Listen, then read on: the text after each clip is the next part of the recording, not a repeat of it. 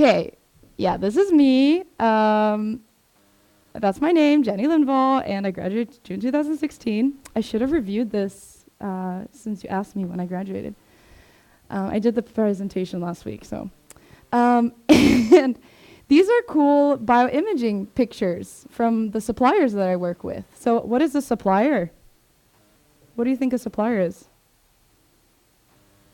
I did not know this before I started working at this company. So that's yeah, girl, you got it. Okay, I'm a distributor. So the Nordic countries, or within Europe, there are lots of different countries, different regions, and a lot of these companies are not big enough, don't have enough money to actually start their own companies in each country.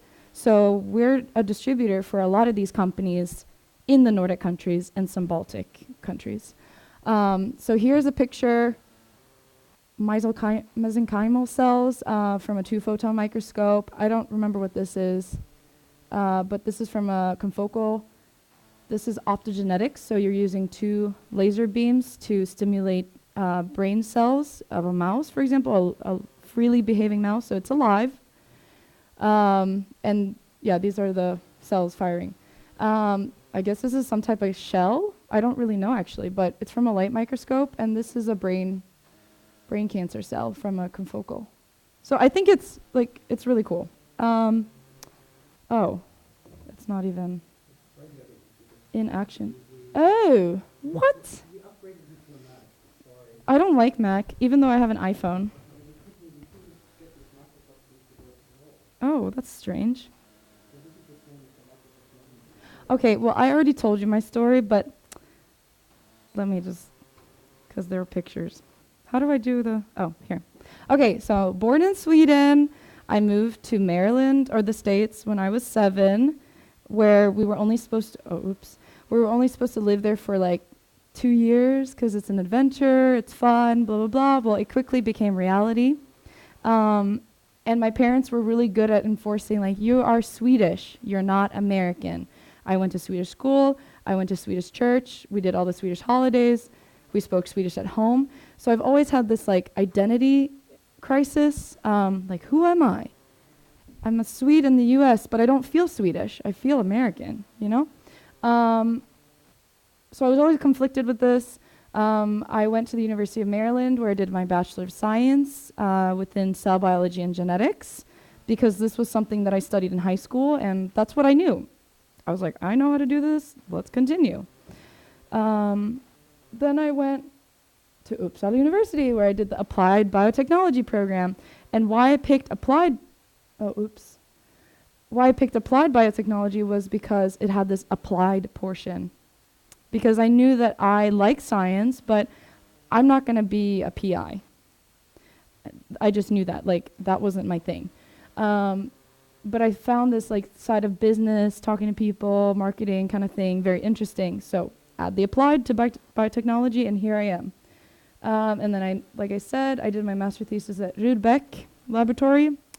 It didn't look this nice when I was there, so I missed that, but I still go back to visit. And then now I'm at Gamma Data Instrument, and well, I quickly told you what that was. We're a distributor. We've been around for 30 years. Wait, maybe I have. Oh yeah, I have it here. You guys got a really special presentation. That's why I'm a little off. But I added some things for you. But yeah, so we were founded in 1987 after the Chernobyl incident in 1986. Who knows what that is? Or what was? Cool. Anyone want to tell me? Yeah, exactly. And do you guys want to guess how much radioactive material spread over Sweden? Take a guess. In percentages. Just a wild guess. 30? Actually, only 10%, but still a lot. So the Swedish government was like, oh my God, Uppsala researchers, we need your help. So they went to researchers at Ångström. Can you guys come up with this detecting device to help us see how much radioactive material is on plants and animals, livestock that the Swedes eat? And they're like, yes, we can. And those were researchers that started Gamma Data. So we were really strong in the nuclear industry. We still are really strong. It's one of our biggest markets right here, radiation detection. So we sell detectors to Max 4, for example, and other nuclear plants. We're 30 people. We have the headquarters is in Sweden, but we also have an office in Norway and Finland since we cover all of the Nordics. Quality is important to us. We have an annual turnover of 100 million Swedish crowns, and I tell you that just to be like, we're not going to go bankrupt tomorrow. We're a stable company. But besides radiation detection, we also sell other equipment within materials characterization and elemental analysis. I know it doesn't say education, but this is our little logo for education. So we sell simpler microscopes and other biology equipment to schools from elementary to high school. And this is the market that I'm working, or the team, Laser Solutions and Light Detection. And our motto is improving science, because we have so many different areas that we focus on. So it's not just improving bioimaging, it's improving all of science. Just really quickly, these are the types of products that I'm involved in, and let me tell you, I am a biologist, and I was like, what the heck? Lasers? Like, what? Like, I mean, now I'm using a laser pointer, that's cool, right? But, okay, ultra fast amplifier, pulse, CW, what? So I've come a long way, Marvin. Because Marvin uses lasers, did you guys know this? Or he has lasers from us.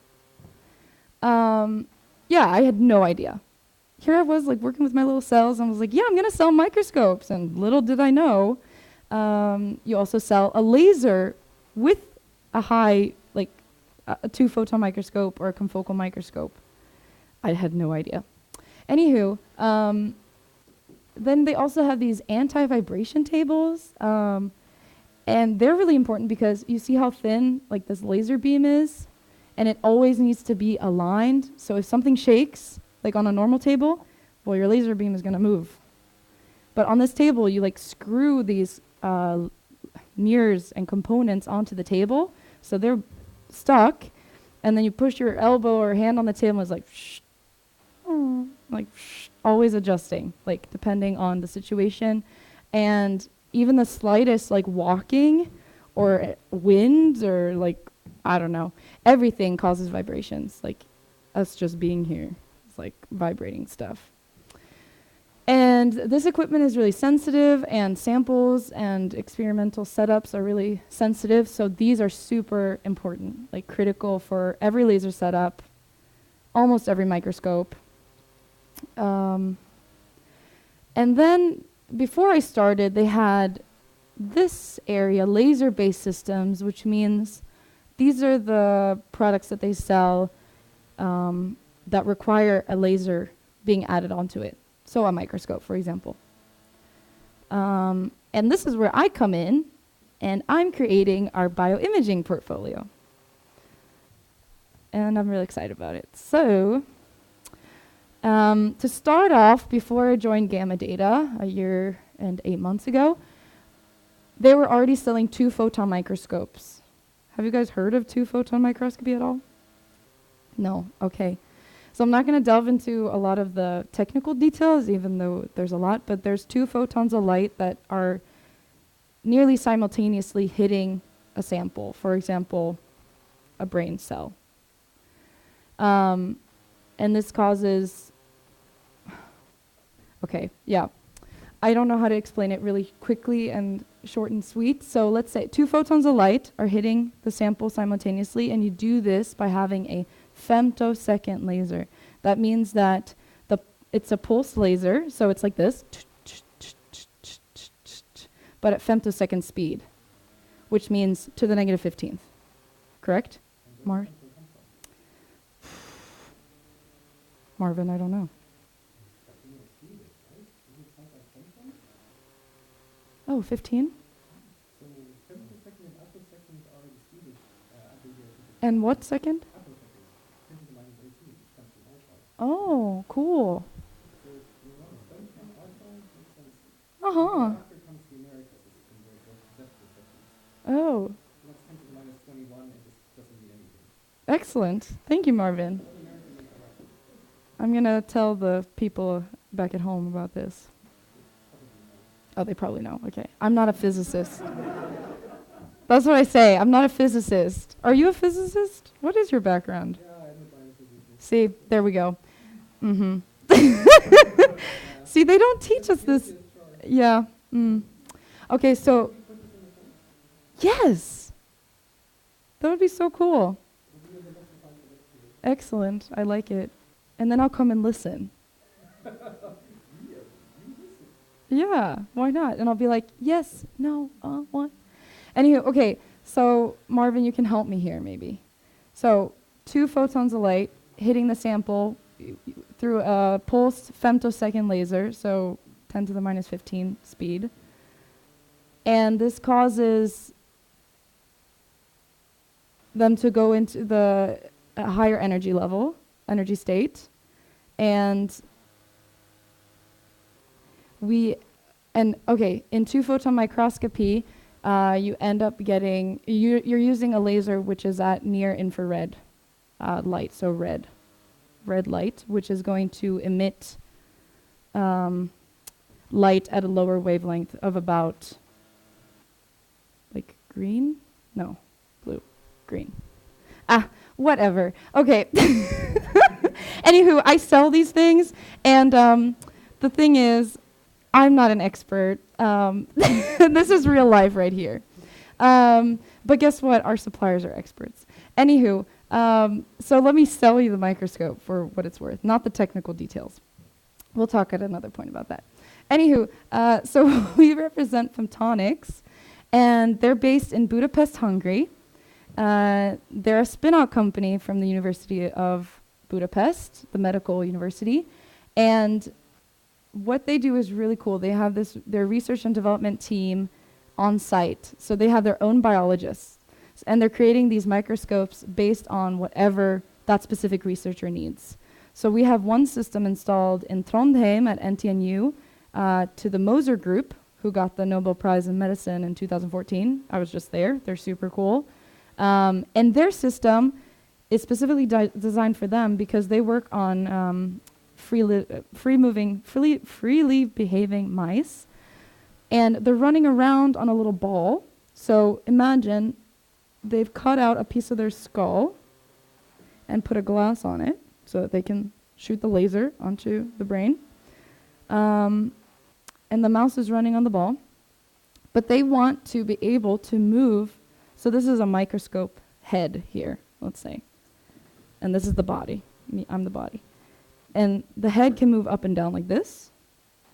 So depending on how high the mouse is, maybe it's just on the ground, maybe it's on this ball, maybe it's on a pyramid, I don't know, a box. And then they also have a tilting objective. So like, why do you think that they would have a tilting objective? I mean, in a normal microscope, you just have something that's, the objective is just like that, like normal, straight down. Why would you want like this functionality? What do you? Yeah, but I mean, why can't I just move the mouse? Like, why should I move the? Yes. No, exactly, because they're awake, and I mean, these researchers, they hang out with these mice every day, like 3 times a day, and I happened to walk in the room because one of the researchers wanted to show me like how he does it. And he was like, Jenny, I'm sorry, but little mousy here is stressed out by you being here. Like, she won't perform today, you know? Like, so I was like, okay. And so even the slightest, like, so they're in this environment, they're feeling happy with the researcher, and the microscope has to do all the work so that they can get good results. But, and they're also the only, they are the only ones to deliver 3D volume imaging. So you're not just getting a 2D volume image, you're getting a 3D volume, and it's at 53 kilohertz per second. So it's super fast. It's jumping from point to point. I know that's a little maybe it's too specific. But okay, so then we also represent Coherent, which is one of the top 2 laser manufacturers in the world. These femtosecond lasers that I was talking about. And then we also represent TMC, which sells the best anti-vibration tables on the market. Marvin, you might want TMC. Do you have TMC? Oh, good. That was the right answer. But recently, we expanded our portfolio and we took in 2 new suppliers, light microscopes from this company called Motic. It's a Chinese manufacturer, but their sales office is in Barcelona, so I was there 2 weeks ago. It was really fantastic. And they're really focused on having a smart microscope. So you can have your microscope in the lab, and I don't know if you've ever experienced this, maybe when you do your master thesis, but you're there working on the microscope. That's a microscope that like 20 plus people use. You book a time or you go there and you're like taking your pictures and you feel a little stressed because someone comes in, they're like, oh, Jenny, I just need to get my pics off the computer. I'm like, okay, yeah, I'm almost done. So avoiding this, they've created this microscope where you can use Bluetooth and sync to your phone, to your iPad, to whatever you want so that you can extract your images off of the microscope right where you want it. And a lot of other funky features. And then confocal.nl, this is really new. This is also a spin-out company from the University of Amsterdam. And they create rescan confocal microscopes, which means that, okay, so in a 2-photon microscope, you have 2 photons exciting or stimulating something at the same time. But in confocal, you only have 1 photon. Okay, so you use a different type of laser. And what this company is trying to do is add this module onto any normal type of fluorescent microscope that a researcher might already have, put this unit on it, add this continuous wavelength laser, and voila, you get a confocal microscope where you get prettier pictures at a very cheap price, 20,000 euros, like really cheap. Okay, now on to like things. So this is like what I do, like those slides. Okay, I don't try to explain 2-photon microscopy to these researchers because they usually know. But like these, like this slide, this slide, this slide, this stuff, and this is what I do. And then we usually discuss like, okay, what's your application? Like, what are you trying to do? How much money do you have? Where do you want to go with this? Like, do you guys have any meetings or conferences that we can be at? Like, it's a lot of networking, and it's really all about us helping them. Like, yeah, I'm in sales, and it's my job to try to sell this stuff, but at the same time, we're here to help the researchers. Like, without us, you can't do these cool experiments, right? So, yeah. So, why industry? I kind of talked about it in the beginning, about my story. I wanted science outside of the lab environment. And this is my point. Like, I'm trying to change the image of sales because it irritates me when people assume that sales is a specific type of job. It's not. It's communication. Here I am communicating to you, presenting my material, communication via phone, text. Like, I text customers on WhatsApp and iMessage and Skype. What else do we have? LinkedIn, like Facebook. I mean, everything. It's so cool.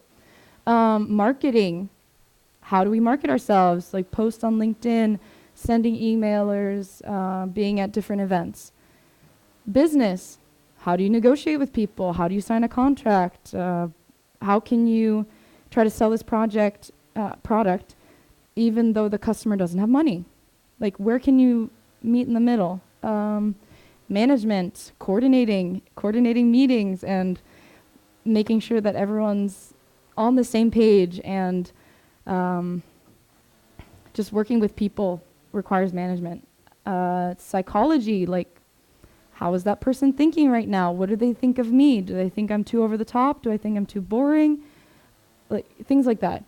Economics, what margins do we want in this product? How do we make sure that we're at a good market price where we can still make money or make sure that we don't go bankrupt? Science and technology, obviously, because we're selling science products. And travel.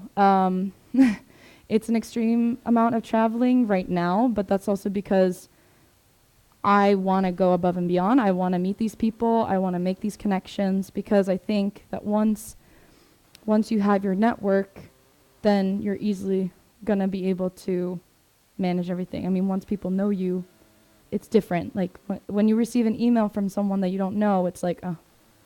But if it's like, oh, it's Marvin. Hey, what's up? Like, cool. So that's sales for me. And just quickly to wrap up, this is like what I do. This is my job. We just went on a Nordic tour with Femtonics, so the 2-photon manufacturer. We went to Trondheim, Göteborg, Lund, and Copenhagen in 4 days. So it was busy. It was busy. But you know what? Good planning and good communication, good management, then you get the job done. These are my 2 contact people at Femtonics. So they're from Budapest. This is us outside of the Moser lab, the ones that received the Nobel Prize in Medicine. This is one of the main researchers, Flavio, in that group. He's super cool. He's from Italy. This is me trying to protect my eyes from the laser beam. They have this funny sticker, like, big scary laser, do not look into the beam. This is 3D volume imaging. I don't remember what kind of cells they are. This is me and Harlan. He's from Australia. What? Yeah, probably neurons. But I don't know if it was something. I don't remember what they're looking at specifically. Like, this is Harlan from Australia. This is not one of our microscopes, but we're trying to look sciencey. Moser group. This is also an NTNU. This is Femtonics trying to build a microscope here. And this is a Skype call. This was super funny. Flavio doesn't know that we can't see his face, so we took a screenshot of it. It was really funny. And that was it. So, long story short, I think it's important to follow like your inner self, and you know, if you want to stay within academia, that is amazing. If you want to go outside of academia, think about the options that you have, because there's more than just R&D. And I think R&D is great, but there's other stuff. And I think that's what's important to realize, is that before this job, I didn't know everything that's out there. And it depends on your personality, depends on what your career goals are, and where your interests lie. But if you ever have any questions, like about anything, just let me know. I have my business cards with me, and I would love to connect on LinkedIn and whatever you prefer. So yeah, thanks for having me.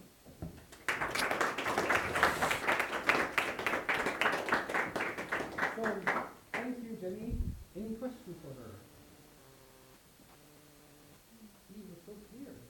I was trying to communicate really clearly. Yeah. When was the moment that you realized that all you wanted To be honest, I've felt this for a long time, even in college. Like I went to a science and tech program in high school, and that was like a lot of physics, a lot of biology, chemistry, like all of that. And I kind of wished that I got exposed to business and photography and like a little more of that. But I know that science and tech is important. Then in college, obviously I continued because that was what I knew. But I was also like back and forth, but I was scared. And then if I hadn't gotten into a master's program in Sweden and I would have stayed in the States after college, I would have started to work at a company. I don't know within what, because I hadn't really figured that out yet.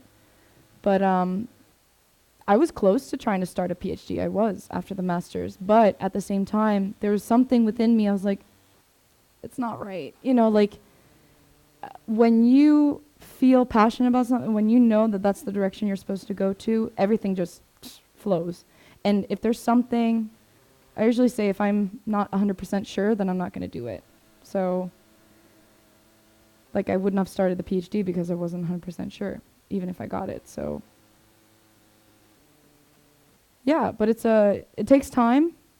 Like I'm an impatient person, but this job has taught me to be flexible. Like, for example, today my presentation was supposed to be at 3, but we were able to readjust. I'm here earlier. It's it's fine. Like, it's chill. You get sushi. I got sushi. Woo. But yeah, just give it time. Yes, So how long did you feel like a total mood before you could start like, talking to people about autistic coming from a Yeah. non-physicist? Okay, so I'll real short, like because I told you I was like down a few months ago. I was working a year in, and I'm pretty brave. I'm not afraid to not afraid to talk to people I don't know, which I think is a strength, and one of the reasons they hired me, because a lot of physicists, I think usually it's like, oh, I don't really want to talk to someone that I don't know without knowing anything. And I was like, sure, I'll call people, blah, blah, blah, blah, blah. But it gets to a point where I realize like I'm not competent enough to continue the discussion, and then you start feeling bad, right? So I think I was 9 months in when I started to realize like I need more training. I need to reach the next level. And then my boss sat me down, like we've had a lot of trainings. He would have liked me to explain two-photon microscopy a little more, but don't tell him. But I think, to be honest, it's taken me until January. Like I had meetings with people, but not as often as I do now. And so what? That's a year and 4 months. Took more time than I thought it would. But you just got to keep doing it. And then it becomes a natural thing. So, like with anything, yeah. But like think of it as training for a marathon. I mean, if you're just going to run a marathon, yeah, you're going to feel bad. You're going to feel crappy and not strong enough. But as long as you work on it a little every day, then you'll get there. And don't be afraid to mess up, because, I messed up a lot here. But you know what? You still have to do it. You just got to laugh at yourself and be proud of where you've come now. That's the most important thing. Cool. Okay. Yeah. Those are the final words from Jenny. Then just Yeah. let me know that you totally accepted all of this, right? Including computer log breaking and the AD tech behind the scenes. And not knowing how to explain two-photon microscopy, so normal. So this is a dose of real world presentation living. And from completely unscripted, we now come to the moment that should be totally scripted, Oh. which is where I think we like an Uppsala University mark, right? Oh. Were you good at math last year? I got him like last year. No mark this year. Okay. This year we had the weather forecast of pouring rain. So I thought we put an umbrella. Really? And then, well, Oh. here comes the point. Oh. And when I looked out the window at 5 o'clock this morning, it looked reasonably cloudy. But by the time I got here, it was like 9 o'clock and the weather was nice. And I totally forgot about the umbrella. So just remember that the next time you're out in pouring rain, we owe you an umbrella. So there's a totally virtual umbrella present for you here. And if you come by the lab, you can actually pick it up. Can I come visit you guys? Absolutely, Okay, anytime. cool. It goes for all alums, basically. Oh. So, That and with sounds that, great. with Cool. that we're done for today, except for the tour of the scalpels. If we Excellent. find urban. You're